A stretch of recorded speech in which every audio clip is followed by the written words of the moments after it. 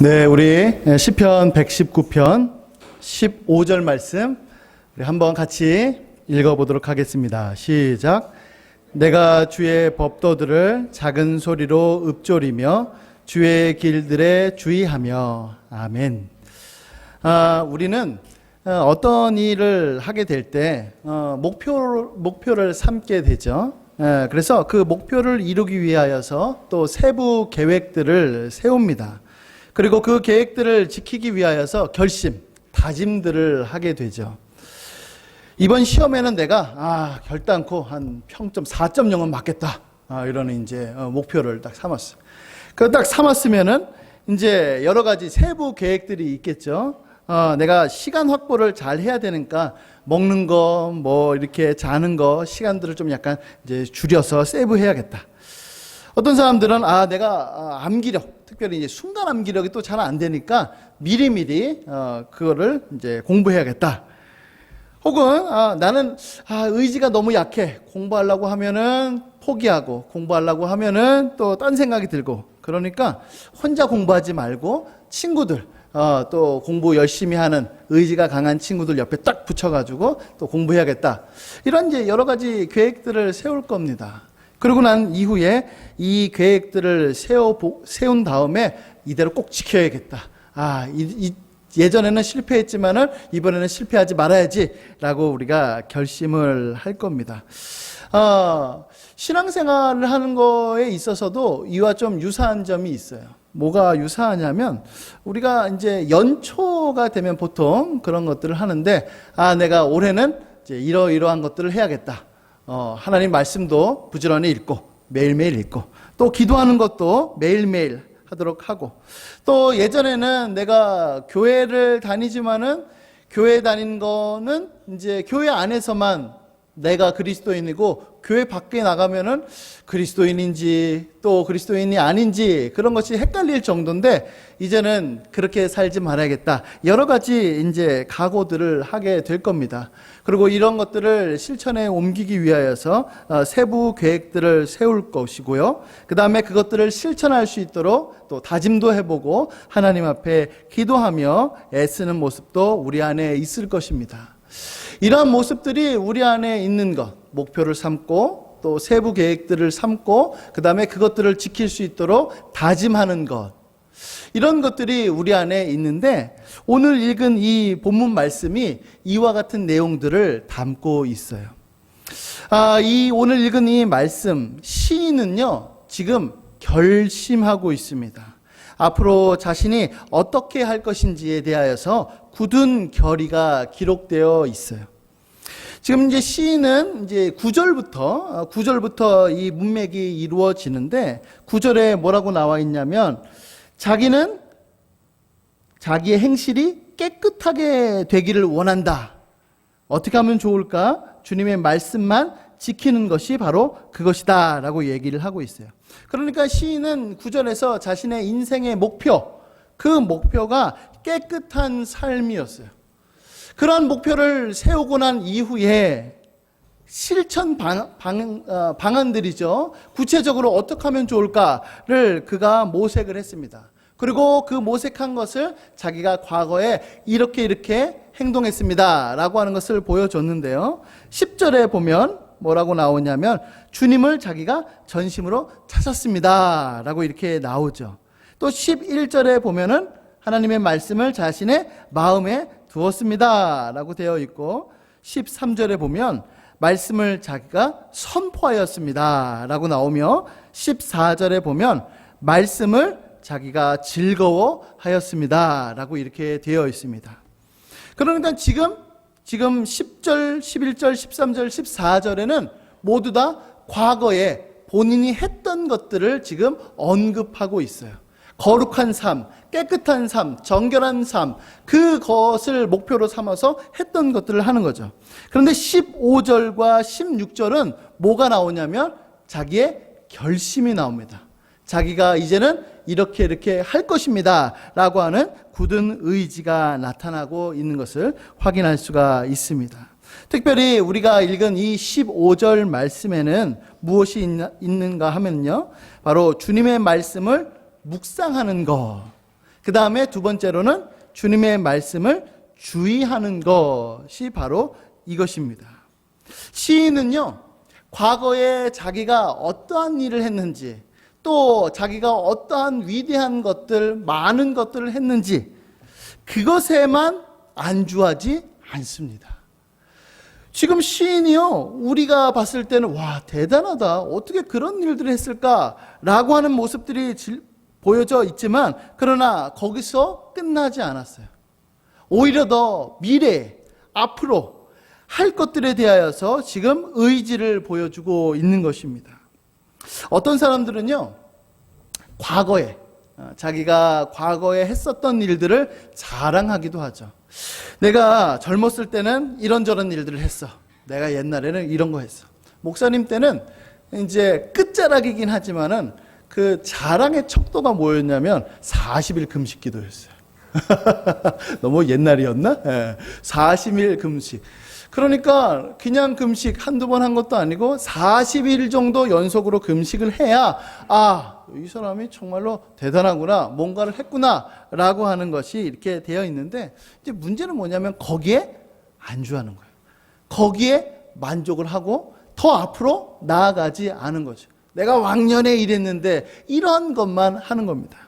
그러나 시인은 이와 같은 오류를 범하지 않았어요. 자기가 과거에 했던 그 수많은 것들은 과거에 있었던 일이고, 이제 앞으로 내가 해야 할 것, 내가 앞으로 헤쳐나가야 될 것들을 지금 얘기를 하고 있는 겁니다. 우리가 이런 것들을 늘 항상 생각을 해야 합니다.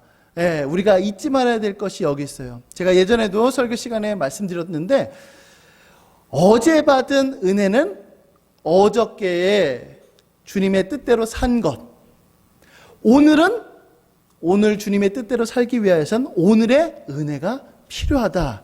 이것을 우리는 절대로 잊어서는 안 됩니다. 성경이 그것을 우리에게 증언해 주고 있기 때문에 그래요. 부흥회 때 혹은 수련회 가서 아무리 우리가 정말로 눈물을 흘리면서 하나님 앞에 간절히 기도했어도 그 다음 날에 은혜가 필요한 겁니다. 마치 우리가 밥을 먹을 때 어저께 그 밥, 그 영양소는 어저께로 끝나는 것처럼 오늘을 위해서는 오늘의 밥이 필요한 것처럼 동일한 것입니다. 지금 그래서 시인은 자기가 목표로 삼았던 것, 그것을 향하여서 내가 이제는 앞으로 이런 것을 할 것이다, 굳은 결의와 의지를 얘기하고 있는 것이죠. 시인은 이와 같은 굳은 의지를 보여주고 난 이후에 구체적인 방향들을 제시합니다. 내가 앞으로는 이렇게 하겠다, 저렇게 하겠다라고 말이죠. 자, 그러므로 저는 이 본문 말씀을 통하여서 세 가지를 여러분들에게 말씀드리고자 하는데요. 첫 번째는 무엇이냐면, 깨끗한 삶을 살기 위하여서는 우리가 끊임없이 다짐해야 된다라고 하는 사실이에요. 우리가 자꾸만 이 점을 놓칩니다. 지금 다윗은요, 한두 번 내가 선한 마음을 가지고 있는 것, 그리고 그것 때문에 내가 여러 번 그것을 위하여서 행동으로 옮겼던 것, 그것으로 충분하지 않다라고 얘기하는 것 같아요. 앞으로도 계속하여서 정결한 삶을 살기 위하여서는 여러 차례 반복해서 끊임없이 박차를 가해야 된다라고 하는 것을 우리에게 보여주고 있습니다. 이제 비유를 들면 그래요. 이제 뭐 옛날 그 과학 시간으로 돌아와서, 여러분 이제 공이 한번 굴려였어. 힘을 줘서 이렇게 굴리면 그것이 이제 계속 굴러가면 좋은데 그렇지가 않죠. 그 공을 계속 굴리려면은 주기적으로 혹은 계속하여서 힘을 줘야 됩니다. 왜 그런 거죠? 저항이 있기 때문에 그렇죠. 저항이 있으니까 그 저항을 이겨나가기 위해서는 끊임없이 힘을 계속해서 줘야만 합니다. 마찬가지예요. 우리의 신앙생활도 이와 비슷해요. 우리의 신앙생활이 과거에 한번 기도하고 한번 금식하고 한번 열심히 낸 것으로 쭉 가면 좋을 것 같은데, 신앙생활이 그렇지가 않아요. 우리 안에 뭐가 있냐면 저항이 있어요. 죄가 우리를 자꾸만 가로막아요. 그것 때문에 우리는 끊임없이 다짐하고 결심해야만 하는 것입니다. 그것을 우리가 잊지 않아야만 합니다. 이 점에 있어서 사도 바울이 우리들에게 귀한 가르침을 줍니다. 우리 빌립보서 3장 13절부터 14절까지의 말씀을 한번 보도록 하겠습니다. 빌립보서 3장 13절부터 14절까지의 말씀 우리 한번 같이 읽어보도록 하겠습니다. 시작. 형제들아, 나는 아직 내가 잡은 줄로 여기지 아니하고 오직 한 일, 즉 뒤에 있는 것은 잊어버리고 앞에 있는 것을 잡으려고 표대를 향하여 그리스도 예수 안에서 하나님이 위에서 부르신 부름의 상을 위하여 달려가노라 라고 말이죠. 예, 지금 사도 바울이 우리가 잘 알다시피 그 우리의 모델이 될 만한 그 사도, 위대한 사도 역시도 3층천까지 올라갔던 그 바울 역시도 자기가 뒤에 한 일은 잊어버린답니다. 자기가 과거에 했었던 일들은 생각하지 않는다라고 얘기합니다. 오직 앞을 향하여서, 그 표대를 향하여서, 주님께서 나를 부르신 그 부름을 향하여서 내가 지금도 전진하며 달려가고 있다라고 이렇게 고백하고 있는 것을 볼 수가 있습니다. 여러분, 왜 우리 안에 끊임없이 다짐을 해야 하냐면, 제가 좀 전에 말씀드린 대로 우리 안에 있는 열정, 우리 안에 있는 그 갈망, 우리 안에 있는 그 열심이 계속해서 식기 때문에 그래요. 아까 제가 공의 비유를 들었는데 그것처럼 그래요. 자꾸만 식어요. 그런데 여러분, 이것을 이상하다라고 생각할 필요가 없습니다. 아, 나 왜 그러지? 나 뭔가 이상한 것 같은데? 라고 생각할 필요가 없어요. 물론 그것이 정상은 아니지만 그럼에도 불구하고 어찌 보면 내 안에 죄가 있는, 아직도 죄가 잔존하고 있는 이 세상 속에서 살고 있는 내 안에서는 어찌 보면 그것이 너무나도 자연스러워요. 당연해요. 그러니까 내가 왜 그러지? 이상한데? 왜 하나님의 말씀이 즐겁지가 않지? 오늘은 왜 이렇게 따분하게 느껴지지? 라고 생각하면서 뭔가 이상하다라고 생각할 것이 아니라, 올 게 왔구나. 또 이렇게 저항이 있구나. 또 죄가 나를 자꾸만 잡아 끄는구나 라고 생각을 하면서 이제는 다시금 마음을 다잡아야지, 다시금 각오하며 다시금 결단하며 나아가야겠구나 라고 우리가 생각을 해야만 하는 겁니다. 자, 그러면 어느 정도까지 결단을 해야 되고 어느 정도까지 우리가 결심을 해야 될까? 어느 정도까지 우리가 자극을 받아야 할까요? 바로 우리 마음에 불이 붙고 열렬함이 생길 그때까지 우리는 자극을 끊임없이 줘야 돼요. 쉽게 얘기하면 이런 것과 같아요. 우리가 이제 공부할 때나 일을 할 때나 뭘 할 때나 때론 우리가 슬럼프를 겪습니다. 그렇죠? 우리가 무력감에 빠질 때가 있어요. 그러면 내가 정말 지금 해야 되는데 너무 하기 싫죠. 예.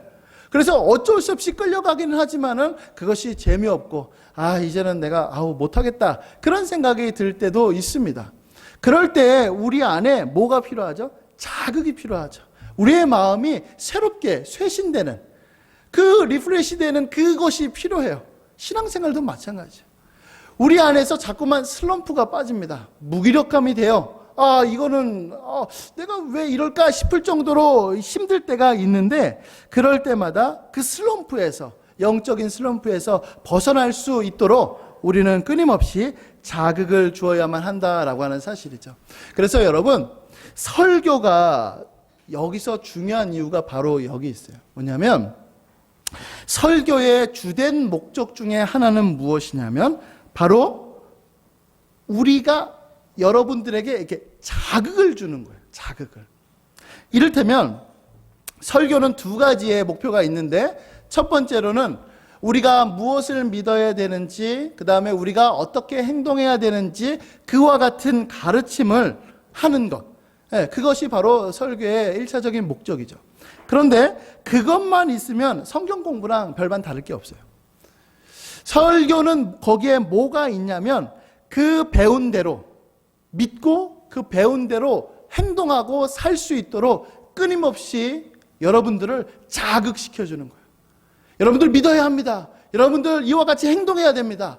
끊임없이 여러분들에게 결단할 수 있도록, 그와 같은 자극을 줄 수 있도록 하는 것이 바로 설교의 주된 목적 중에 하나가 됩니다. 그래서 여러분, 우리가 설교를 들을 때 좋은 내용 배웠다, 설교를 들을 때 새로운 거 배웠다 라고만 끝나면 그거는 반쪽짜리예요. 100점은 무엇이냐면 내가 배운 내용대로 살고 싶다, 내가 배운 내용대로 지키고 싶다, 내가 배운 내용대로 나아가고 싶다 라고 하면은 그런 이제 100점짜리 설교고 100점짜리로 여러분들이 들은 것입니다. 그러므로 여러분, 끊임없이 우리가 말씀의 자리, 특별히 설교의 자리로 나와야 돼요. 이 지금 이제 이 말씀의 이 풍요 속에 있지 않아요. 그렇죠?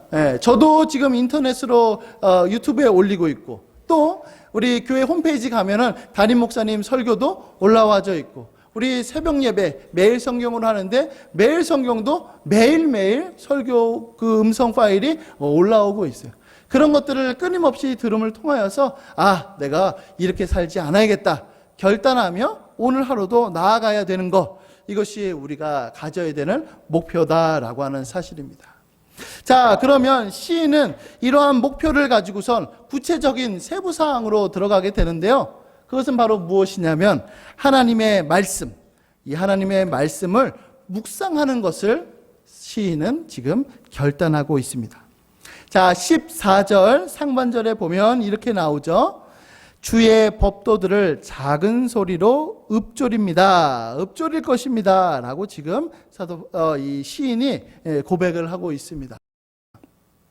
여러분, 이제 읊조리다라고 하는 것을 이제 사전을 찾아보면 이제 뜻을 음미하면서 낮은 목소리로 시를 읊는 것, 이게 바로 이제 읊조리다라고 하는 말의 의미인데요. 쉽게 얘기하면 주님의 말씀을 그냥 읽는 것이 아니라 주님의 말씀을 이게 무슨 뜻일까? 이게 어떤 내용인가? 하나님께서 원하시는 것은 무엇일까? 라는 것을 생각하면서 읽는 것, 이게 바로 지금 읊조린다라고 하는 말의 의미예요. 그러니까 이 읊조린다라고 하는 말은 다른 말로 표현해서는 묵상한다라고 하는 의미거든요. 그러니까 내 입술의 말과 나의 마음의 묵상이 주님 앞에 연락되기를 원합니다. 우리가 찬양할 때 나의 마음의 묵상이 할 때 그냥 성경을 읽고 그것으로 끝나는 문제가 아니라 이 말씀이 과연 무슨 의미일까? 이 말씀이 우리들에게 어떻게 다가오는 걸까라고 하는 것까지 깊이 있게 생각하는 것, 이게 바로 묵상이다라고 하는 사실이에요. 이게 바로 읊조리다라고 하는 말의 의미입니다. 더 쉽게 얘기하면 제가 예전에도 설명한 대로 바로 곱씹는 것, 되씹는 것, 계속해서 하는 것. 소가 여물을 먹은 음식을 이렇게 되새김질하죠. 그래서 먹었던 것을 다시 뱉어서 다시금 씹고, 또 그것을 또 뱉어서 또 씹고, 한 4번 정도 그렇게 한다고 하죠. 그거를 계속해서 하는 것, 바로 이 묵상한다는 말이 그러한 의미입니다. 그러니까 지금 내가 말씀을 묵상한다라고 하는 것은 말씀을 씹고 또 씹어서 말씀이 완전히 이해가 되고 또 적용할 때까지 고민하고 또 고민하는 것, 이게 바로 묵상한다라고 하는 말의 의미이고, 지금 시인이 이것을 결심한 거예요. 이것을 결단한 겁니다. 자, 우리 누가복음 2장 18절부터 19절까지의 말씀을 한번 보도록 할게요. 누가복음 2장 18절부터 19절까지의 말씀 우리 한번 같이 읽어보도록 하겠습니다. 시작. 듣는 자가 다 목자들이 그들에게 말하는 것들을 놀랍게 여기되 마리아는 이 모든 말을 마음에 새기어 생각하니라. 이 말씀의 배경은 무엇이냐면 이제 목자들, 그러니까 목동들이죠. 천사들이 목동들에게 나타났어요. 그래서 목동들한테 나타나면서 그 천사가 하나님의 계시의 말씀을 들려줬습니다. 예수님이 태어날 것이다. 그리고 예수님이 태어날 그 표적은 무엇이냐면 그 예수님, 아기 예수님이 그 강포로 쌓여 있는 것을 너희가 볼 것이다. 그러면서 이제 천사들이 이제 서로 화답하죠.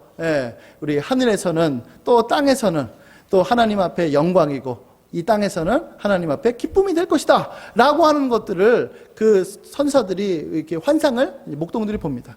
그러면서 이제 이 목동들이 이제 그 베들레헴으로 달려가죠. 그 달려가서 아기 예수님과 또 마리아와 남편 또 많은 사람들이 있었는데 거기에 이제 목동들이 가서 자기가 경험한 거, 천사들한테 받은 계시를 얘기를 해줘요. 그런데 여기서 지금 뭐라고 얘기하냐면 마리아는 이 모든 말을 어떻게 해요?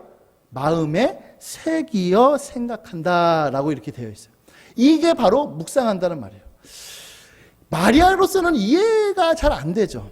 물론 요셉을 통하여서 그 다음에 자기가 가브리엘 천사를 통하여서 또 이제 그 사가랴와 그 이제 그의 친척 형쯤 되는 예수님의 친척 형쯤 되는 이제 세례 요한, 네, 그것을 통하여서 받은 계시들이 있는데 사실 이 납득이 잘 안 되거든요. 이해가 잘 안 되는 거야. 이 아기가 어떻게 이 모든 인류를 구원하게 될까? 그렇죠? 예수님께서도 공생에 3년 동안 제자들에게 끊임없이 가르쳐 주셨는데 제자들이 그것을 이해하지 못했죠. 나중에 성령께서 강림하시자 그때서야 비로소 깨닫게 됐어요. 그러면 마리아는 그 사도들도 그랬는데 마리아도 그 이해가 잘 안 될 거예요. 그런데 과연 그게 무슨 말일까? 과연 천사들이 전해준 그 말은 어떤 의미일까를 깊이 있게 생각하고 곱씹고 그런 거거든요. 이게 바로 묵상한다라고 하는 말의 의미입니다. 사실 안타까운 거는 뭐냐면 우리가 이제 성경 읽는 것, 그 성경 읽는 것에 대하여서 좀 잘못 배운 것이 있어요. 그것은 바로 무엇이냐면 이제 아무 생각 없이 통독하고 아무런 생각 없이 그냥 암송만 하는, 그렇죠? 그것이 잘못됐어요. 자, 통독하는 것, 암송하는 것이 잘못인가요? 아니요. 그것을 잘못했다라고 얘기하는 것이 아니에요. 생각 없이, 아무런 고민 없이 이게 과연 무슨 의미인가를 생각하는 것 없이 통독하거나 혹은 성경 말씀을 암송하면 그것은 우리에게 별로 유익하지가 않습니다. 우리가 성경을 읽을 때에는 곱씹고 생각하고 묵상하고 이러한 것들이 동반된 상태에서 성경을 우리가 대할 때 우리에게 유익이 다가오고 우리에게 큰 열매, 효과가 다가온다라고 하는 사실입니다. 그래서 묵상을 통하여서 하나님의 말씀을 섭취할 때 우리가 기쁨과 유익이 얻게 되는 것이죠. 예레미야서 15장 16절 말씀은 우리에게 이렇게 말씀하고 있습니다. 만군의 하나님 여호와시여, 나는 주의 이름으로 일컬음을 받는 자라. 내가 주의 말씀을 얻어 먹었사오니 주의 말씀은 내게 기쁨과 내 마음의 즐거움입니다 라고 말이죠. 그래서 우리는 뭘 목표로 삼아야 되냐면 말씀을 곱씹어서 하나님의 말씀이 이런 거구나. 하나님의 말씀이 놀랍구나. 하나님의 말씀이 이렇게 우리에게 귀한 거였구나 라고 하는 깨달음을 얻을 때까지 곱씹고 묵상하고 또 묵상하는 그와 같은 성경 읽기 방법으로 우리가 실천을 해야 된다라고 하는 사실이죠. 자, 마지막 세 번째는 무엇이냐면 어떻게 주님의 뜻대로 살 것인지를 지금 시인은 고민하고 있다라고 하는 사실이에요. 자, 시인은 지금 열심히 결심했습니다. 다짐했어요. 무엇을 다짐했죠? 내가 말씀을 묵상하겠다, 곱씹겠다. 묵상하고 난 이후에 뭐라고 얘기하냐면 지금 주님의 주님의 길들에 내가 주의하겠습니다 라고 이렇게 얘기를 하고 있어요. 자, 지금 14절에서 보면은 어떻게 나와 있냐면 내가 모든 재물을 즐거움같이 주의 증거들의 도를 즐거워하였나이다 라고 이렇게 말씀하고 있죠. 그죠? 예. 그래서 자신의 기쁨은 주님의 길을 따르는 것이다 라고 이렇게 고백을 했습니다. 이제 그런 시인이 지금은 주님의 길들에 주의하겠습니다. 주님의 길들에 주님의 뜻대로 사는 것을 자기가 숙고하고 고찰하겠습니다 라고 이렇게 다짐을 했습니다. 여기서 주의한다, 고찰한다 라고 하는 말의 의미는 단순한 생각을 넘어서는 겁니다.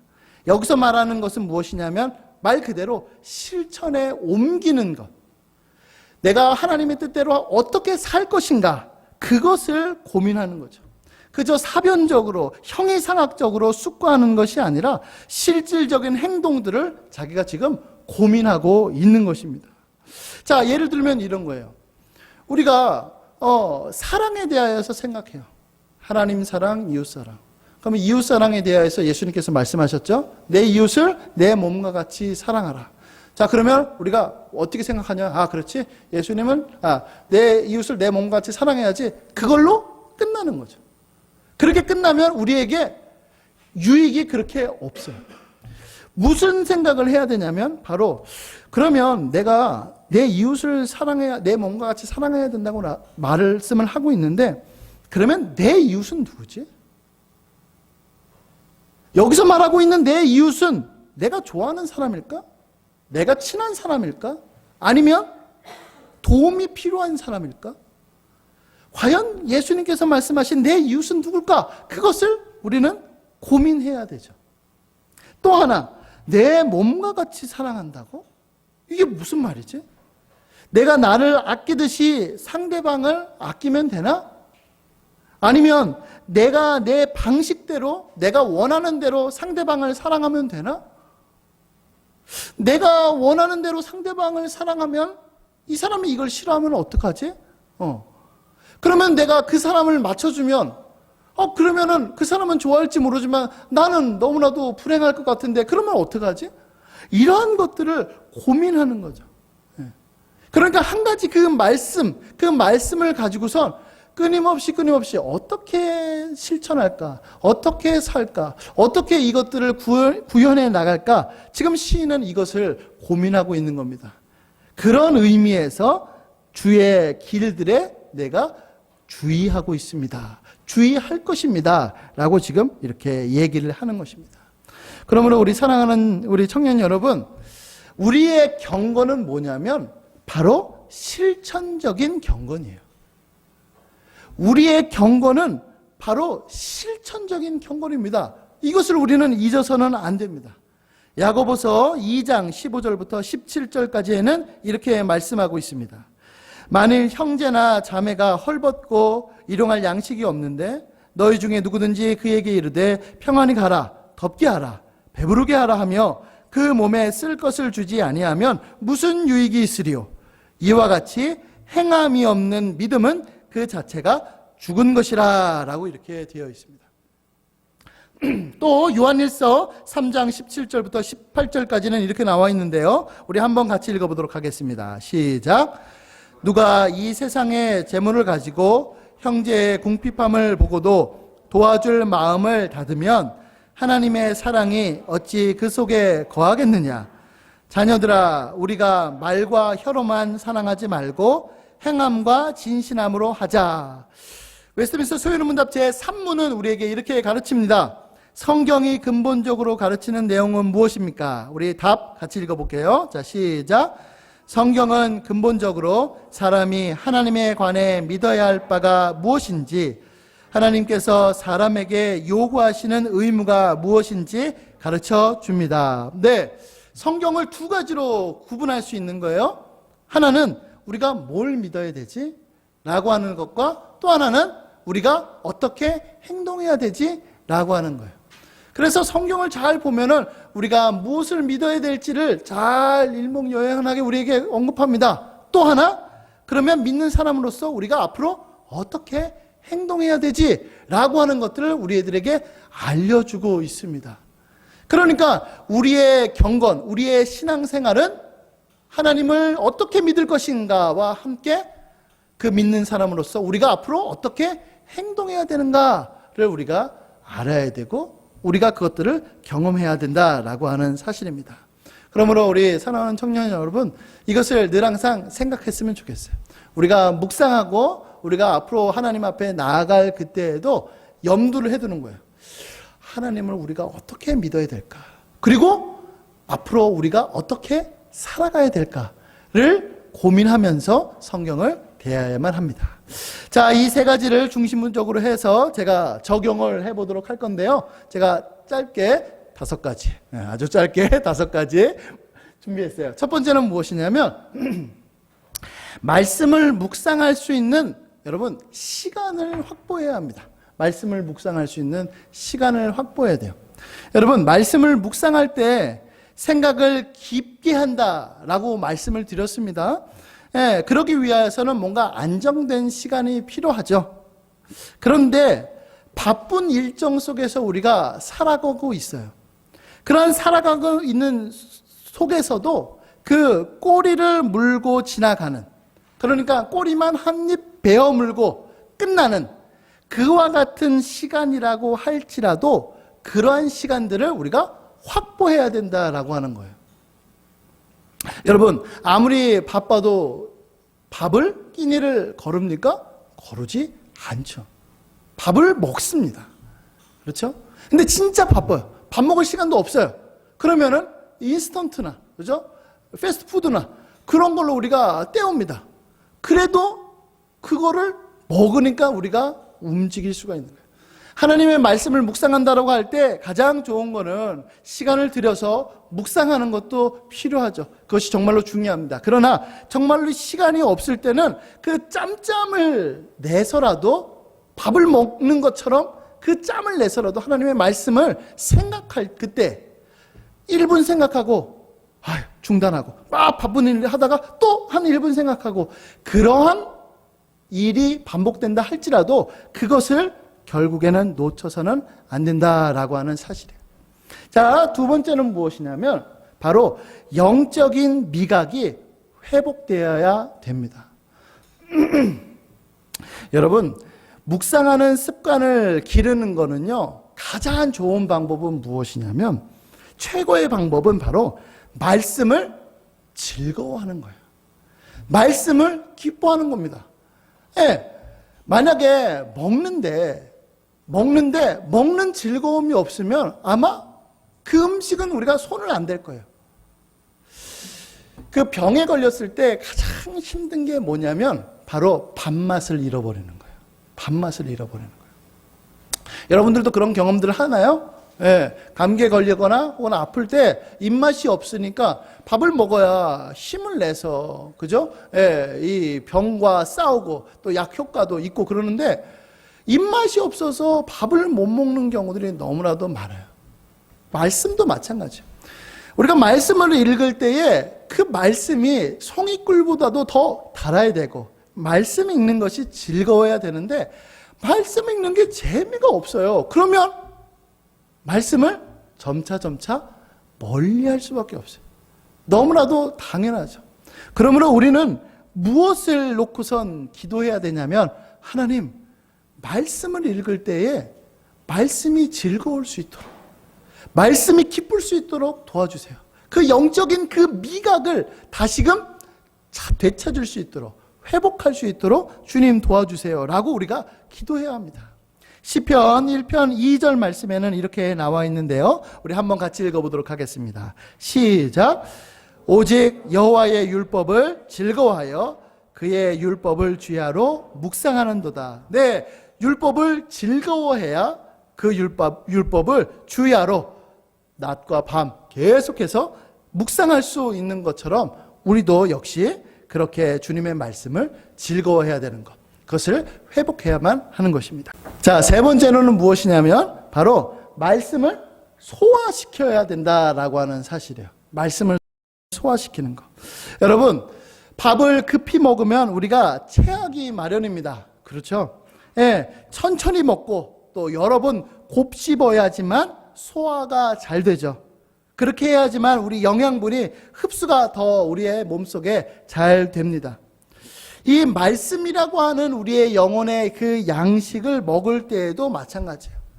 막 통째로 다 삼키면 그거 감당이 안 되는 거거든요. 그러니까 한 절 한 절씩, 한 구절 한 구절씩 곰곰이 생각하면서 읽어야지만 소화가 됩니다. 그렇게 소화가 될 때 우리 안에서 영양분이 이렇게 되는 거예요. 만약에 급히 먹으면 체하면 그것을 다 쏟아내야만 해요.